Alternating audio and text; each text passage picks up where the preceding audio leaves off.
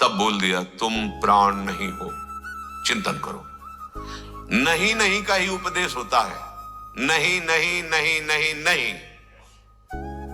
जब सब नहीं तब बचा है तुम ये नहीं हो, तुम ये नहीं हो, तुम ये नहीं हो। तो स्थूल सूक्ष्म कारण तीनों का नहीं नहीं। अब जो बचा है वो मैं, उसी मैं से मैं का अनुभव हुआ। कितना कठिन है, कितना कठिन है मोक्ष प्राप्त करना। तभी कहा मुक्त होना कोई साधारण बात है। और यहाँ घर घर भटकत मुक्ति बावरी कमले को बतरावे। कैसे समझ में आवे ये वृंदावन रस। ये अपने आप से अपने आप को जाना जाता है, ना तो स्थूल शरीर से, न सूक्ष्म शरीर से, न कारण शरीर से। ये लौकिक ज्ञान की तरह, शास्त्रीय ज्ञान की तरह जानना नहीं है, ये बड़ा विलक्षण है। इसीलिए भगवान कहते हैं आश्चर्यवत पश्यति कश्चिदेन। स्थूल शरीर, सूक्ष्म शरीर, कारण शरीर, इससे बिल्कुल बिलग मैं। अन्न, जल और 5 महाभूत, इनके द्वारा ये ढांचा बना हुआ है। जागृत में जिसकी स्थिति रहती है उसे स्थूल शरीर कहते हैं। क्षितिजल पावक गगन समीरा, ये इन्हीं के द्वारा पोषित होता है, अन्न जल वायु आदि के द्वारा। ये हमारा स्वरूप नहीं है।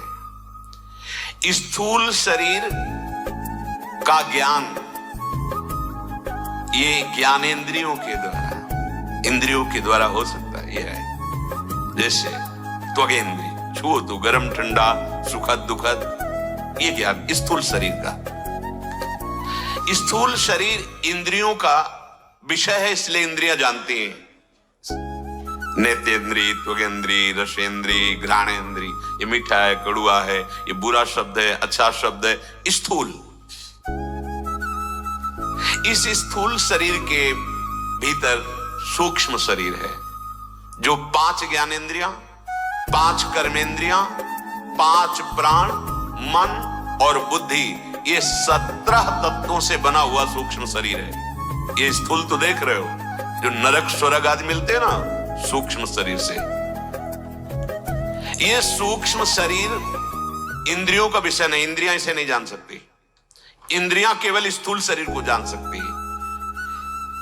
इस सूक्ष्म शरीर को केवल बुद्धि जानती, केवल बुद्धि, बस वही निर्णय करती है। मन गलत जा रहा, मन सही जा रहा है, इंद्रिया गलत जा रहा, वो मन को जानता है, वो चित्त को, वो इंद्रियों को और स्थूल को भी। कौन? बुद्धि। स्थूल को इंद्रियां अनुभव करते हैं, लेकिन सूक्ष्म शरीर को केवल बुद्धि के द्वारा अनुभव में आता है सूक्ष्म शरीर। अब तीसरा जो शरीर है कारण, सतोगुण रजोगुण तमोगुण से बना हुआ स्वभाव, उसको बुद्धि भी नहीं जानती। वो बुद्धि का विषय नहीं है। कारण शरीर पर बुद्धि का प्रवेश नहीं है। बुद्धि के ऊपर कारण शरीर का प्रभाव रहता है। अब आप विचार करो, जब बुद्धि का प्रवेश कारण शरीर पे नहीं है, कारण शरीर का प्रभाव बुद्धि पे रहता है, तो बचा कौन जो स्वरूप को जाने? इन सब को बात करके बड़ा कठिन विषय है इन तीनों शरीरों से राग त्याग कर पाना। फिर जो बचा वो मैं से मैं का अनुभव होता है, वो आत्माराम जीवन मुक्त महापुरुष। इन तीनों शरीरों पर जब ये विचार किया गया कि ये मेरा नहीं है, तीनों शरीर परिवर्तनशील हैं, नाशवान हैं। ये शरीर तो प्रतिक्षण बदल ही रहा है, मर ही रहा है, आपको पता है, एक एक सेकंड नष्ट हो रहे हैं। ये परिवर्तनशील मेरा स्वरूप नहीं। सूक्ष्म शरीर भी बदलता है। जब हम जवान होते तो स्वप्न में जवान ही आते हैं। जागृत अवस्था स्थूल शरीर और सूक्ष्म शरीर का अनुभव स्वप्नावस्था में होता है। हम जब लाल कपड़े में थे तो स्वप्न में भी लाल कपड़े आते हैं, जब पीले में है तो पीला आता है। शरीर को जैसा वैसा ही परिवर्तन हो गया सूक्ष्म शरीर का, और वैसा ही स्वभाव का परिवर्तन हो गया। अतः ये स्थूल सूक्ष्म कारण मेरे स्वरूप नहीं है। इतने में ही ना जन्म के जन्म व्यतीत हो जाते हैं। कोई तभी भगवान शंकराचार्य हजारों जन्म की साधना के बाद तभी कहते हैं कि मोक्ष प्राप्त करना तुम खिलवाड़ समझते हो, बहुत कठिन। लेकिन प्रभु का आश्रय घोर गलत आचरण करने वालों ने भी जब पश्चाताप हुआ कि अब नो नसानी अब ना नसइयो, आज तक कि अब नहीं करूंगा, प्रभु के आश्रय में हो गए तो सहज में मोक्ष प्राप्त हो गया। क्योंकि तेसाम हम समुद्धरता मृत्यु संसार सागरात। इसीलिए भगवान शंकराचार्य जी भी बोले स्वरूपानुसंधान भक्ति रेव गरीयसी। आत्म तत्व का बोध या प्रेम प्राप्त करने के लिए भक्ति सर्वश्रेष्ठ है, क्योंकि आश्रय है, चिंतन के लिए आश्रय है, बचाव पक्ष के लिए मेरे स्वामी हैं, ऐसा भाव। श्री भगवान कह रहे हैं कि कोई कश्चिन माम वेति तत्वतः, कोई बिरला ऐसा होता है हजारों लाखों शास्त्र ज्ञानियों में कि जो मुझे तत्व से अनुभव कर पाता है।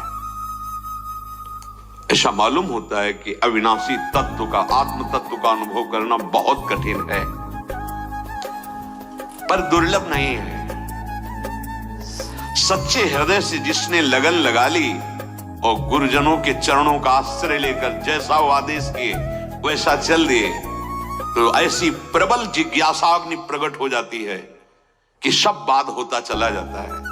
धूप, प्यास, सर्दी, गर्मी, जितने द्वंद्व हैं सब ऐसे खिलवाड़ सा लगता है। बस मुझे अनुभव करना है आत्म तत्व का, मैं कौन हूं, मेरा स्वरूप क्या है।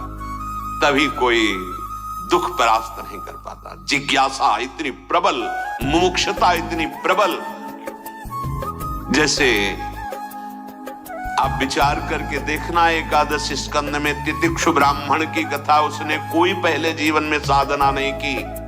जब भारी विपत्ति आ गई, कोई साथ देने वाला नहीं, तब उसको ज्ञान आया कि कोई है, कोई एक है, मैं उसकी शरण में हूं। और जितना जीवन बचा है भारी से भारी अपमान कष्ट सब सहा, और ऐसा विशुद्ध ज्ञान उसको कोई साधना नहीं की थी, केवल भगवद आश्रय लिया कि जिनको मैंने पाला पोषा उन्होंने तिरस्कार कर दिया, जिस संपत्ति को जीवन भर कमाया सब छीन ली गई, और जिस शरीर को मैंने मैं माना वो भी अब मृत्यु की तरफ जा रहा है, मैं खाली हाथ हो गया, अब क्या होगा। आश्रय लिया उस परम तत्व का, और पढ़ के चरित्र देख लो, उस चरित्र को श्री भगवान कह रहे हैं उद्धव जी से कि ऐसा सहनशील महात्मा होना चाहिए। कोई गला दबा दे, कोई मारे पीटे, भगवान कह रहे हैं, कोई थूके ऊपर लघु शंका कर दे, फिर भी नहीं, अपने विवेक के द्वारा अपने स्वरूप का चिंतन करते हुए बचा लो अपने आप को। न वैर, न विग्रह, न आस, न त्रास, जीवन मुक्त होने कोई दूसरा नहीं। ये बड़ी कठिन बात है, ये बुद्धि से समझ में नहीं आएगी। ये मोक्ष मूलम गुरु कृपा, जब आत्मस्वरूप गुरुदेव कृपा करते हैं तो ऐसे मार्ग खुलता चला जाता है। क्योंकि जब सूक्ष्म शरीर का ज्ञाता बुद्धि तत्व ही कारण शरीर को नहीं जानता, तो आत्म तत्व की तो बात जाने दो। तो ये तो वाणी इंद्री है एक, ये कर्मेंद्रियों में वाणी आती है। ये वाणी कैसे आत्म तत्व का वर्णन कर सकती है? ये वाणी अधूरी है, हम कैसे उस महारस का वर्णन करें? बस इसमें चंद्र शाखा न्याय की तरह संकेत किया जाता है, तुम स्थूल नहीं, सूक्ष्म नहीं, कारण नहीं। अभी तो बाह्य विषयों का ही त्याग नहीं हो पाया इसका। देखो कितनी बड़ी मुमुक्षुता जागृत हुई पूज्यपाद सिउड़िया बाबा जी महाराज में। बचपन से निकल पड़े थे, अंदर थे कि संसार का कोई भी प्राणी दुखी ना हो, मैं क्या करूं, ये बाबा का लक्ष्य था।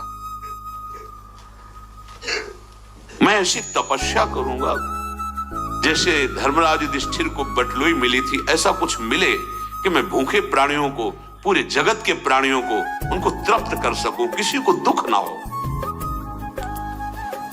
कामाख्या देवी गए और आराधना की। अब इतनी महामहिम वृत्ति थी, वो टिकने कहीं नहीं देती पक्का। एकदम आया, इससे क्या होगा, क्या मृत्यु से सब बच जाएंगे? अगर हम कोई ऐसी सिद्धि प्राप्त की कि सबको हम भोजन दे सके, सबकी कामना, तो क्या ये मृत्यु से बच जाएंगे? नहीं नहीं, जब मृत्यु रूपी दुख से नहीं बचेंगे तो ये दुख क्या, उससे भी अरुचि होगी। प्रबल लालसा अंदर हुई कि वो तत्व मुझे मिले जिससे दुख का सर्वनाश हो जाता है। साधना में रुचि, तत्व की प्रबल लालसा, संन्यास ले लिया, दंडी सन्यासी। ऐसी व्याकुलता हृदय में कि लगा कि अब क्या होगा, जो देखेगा वो प्रणाम करेगा। एक ब्राह्मणत्व का प्रतीक होता है, ब्राह्मण ही दंडी सन्यासी हो सकता है। ये भी क्या, ये भी क्या, इससे क्या होगा, मुझे स्वरूप बोध चाहिए। गंगा जी में प्रवाहित कर दिया धन। गुरुदेव को प्रणाम करके निकल पड़े। उनको सेवा में आश्रम जो अर्धादि की व्यवस्था में एकदम मुझे बोध चाहिए। एकांत गंगा किनारे भ्रमण करते, जो महात्मा मिलता उनसे पूछते कैसे बोध हो, तो आश्चर्यवत वदति तथैव चान्यः। शास्त्र की भाषा बोलना, अनुभव की भाषा बोलना, तो बाबा को जब शास्त्र की भाषा सुनाई जाती तो कहते नहीं, मुझे अनुभव, और कोई लाखों करोड़ों में एक ब्रह्म बोध होता है, अनुभूत। प्रयागराज आए बाबा, एक खंडहर देखा, उन्होंने कहा कि अब शरीर को मैं जड़वत स्थापित करता हूं, कुछ तो निकलेगा हमारे प्रश्न का उत्तर। 3 रात तक ऐसे लेटे रहे, बिल्कुल न हिलना न डुलना, न शांत, कुछ अनुभव नहीं। फिर व्याकुलता हुई, गंगा किनारे चलो, उनका प्राण छोड़ देते हैं। ये मुमुक्षुता, कैसी मुमुक्षुता, अब प्राण भी भार लगने लगे। अगर मुझे तत्वबोध नहीं होता तो अब जीवित, खान पान विश्राम ये तो बहुत दूर की बात रही। वस्त्र को फेंका, कगार पे खड़े हुए, मैं बिल्कुल हाथ पैर नहीं मानूंगा और गंगा जी में प्राण त्याग दूंगा। फिर विचारा, क्या प्राण त्यागने से ब्रह्मबोध हो जाएगा? इतना अवसर मिला है, मानो दे, अगर ये नष्ट हो गया तो क्या ब्रह्मबोध होगा? किस योनि में चले जाओगे? फिर प्राण भी नहीं त्यागने दे रहा। विवेक, मुमुक्षुता इतनी बढ़ी हुई है, वो व्याकुलता वही जानता है जिसके अंदर कभी आई है। उसमें कोई भी विचार, बस मुझे चाहिए, ये चाह प्रभु की, ये चाह आत्मबोध की। एक किनारे भगवान शिव का मंदिर था, वहां गए, एकदम मानो आस्तिकता उड़ गई। शिवलिंग पे पैर रखे, डेहरी पे सर रखा, ऐसे लेट। मुझे आत्मबोध चाहिए, मुझे मेरे स्वरूप का अनुभव चाहिए। कोई आकर मुझे संकेत दे, कैसे मैं उसको प्राप्त करूं? विकल होकर के बस ऐसे तो भगवान बद्रीवन बिहारी नर नारायण दोनों युगल आ गए, और वो 2 श्लोक, हमें याद नहीं, उसमें की वाणी में लिखा है, 2 श्लोकों का उपदेश किया। बोले मनन करो इसका। बस जे ही आंख खुली, वही श्लोक सुनाई दे रहे, वही 2 महापुरुष दिखाई दे रहे। फिर तो बाबा की जो साधना प्रारंभ, एक कवल अन्न, ऐसे ऐसे एक कवल, बस 18 घंटे ऐसे, बस ऐसे रखकर थोड़ा विश्राम, बस फिर ऐसे उस ऊंचाई पर महापुरुष हुए, साक्षात ब्रह्म स्वरूप। आप विचार करो, आत्म स्वरूप का बोध प्राप्त करना कितना कठिन है, और भगवान के आश्रय मात्र से और नाम जप से ऐसे सहज में पहुंच जाते, बहुत सहज। कहो भगति पथ कवन प्रयासा, कौन सा ऐसा ज्ञान है जो भक्त को नहीं? भक्तों को ज्ञानियों में शिरोमणि रखा गया है। देखो, हर समय राम जी के चरण ऐसे गोद में ले रहते हनुमान जी महाराज, महान भागवत भी हैं, और बुद्धिमताम वरिष्ठम ज्ञानिनाम अग्रगण्यम, ज्ञानियों में अग्रगणी और बुद्धिमानों में सर्वश्रेष्ठ महाबुद्धिशाली, और बलशालियों में क्या कहा? अतुलित बलधामम। गरुड़ जी महाराज भगवान के वाहन हैं, भगवान बैठते हैं, वेदों साम वेद की ऋचाएं उनके पंखों से निकलती है। और उनको क्या कहा गया है? गरुड़ महाज्ञानी गुण राशि। तो ऐसा नहीं है कि भक्त अज्ञानी रह जाता, उसे तत्वबोध नहीं होता। सेवक जी तत्व वर्णन तो कर रहे हैं। श्री हरिवंश विदित विधि वेदम, श्री हरिवंश जो तत्व अभेदम, श्री हरिवंश प्रकाशित योगम, आत्मा हरिवंश प्रगट परमानंद। हुआ ना अनुभव? आत्म तत्व का अनुभव हुआ ना? भक्त ऐसा नहीं कि अज्ञान, पर बहुत कठिन है ज्ञान मार्ग। इसीलिए ज्ञान की बातें होती रहती है और शरीरासक्ति नष्ट नहीं हो पाती। कोई विशेष गुरु कृपा पात्र ही इन तीन शरीरों का जो बाध कर दे, बहुत कठिन बात, स्थूल सूक्ष्म कारण से राग रहित हो जाए, वो आत्म तत्व का बोध प्राप्त करता है। इसीलिए कहा कि आश्चर्य वदति तथैव चान्यः। जो महापुरुष आत्म तत्व का वर्णन करते हैं तो केवल संकेत मात्र, क्योंकि वो वाणी का विषय नहीं है। अब स्थूल शरीर का केवल ज्ञान रखने वाले कैसे उस स्वरूप बोध तक पहुंचे? सारा खेल बाहरी है, सारा खेल बाहरी है। कोई मन को अगर जान पा रहा है बुद्धि के द्वारा, सूक्ष्म शरीर के अंतर्गत मन है, तो जो बुद्धि साधन में लगी वो पकड़ पा रही है। नहीं, कोई यंत्र नहीं, कुछ नहीं, इसको पकड़ पाना सूक्ष्म, फिर स्वरूप को।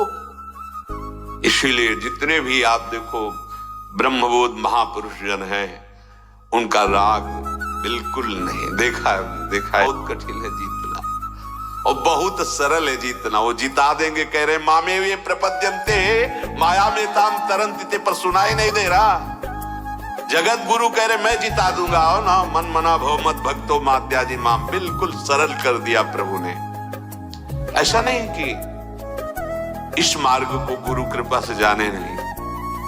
काफी वर्षों तक आद्य गुरु भगवान शंकराचार्य जी के कृपा रस का रसास्वादन करते हुए अब ज्ञान समुद्र भगवान शिव का आश्रय, उनकी नगरी का आश्रय, ऐसा नहीं।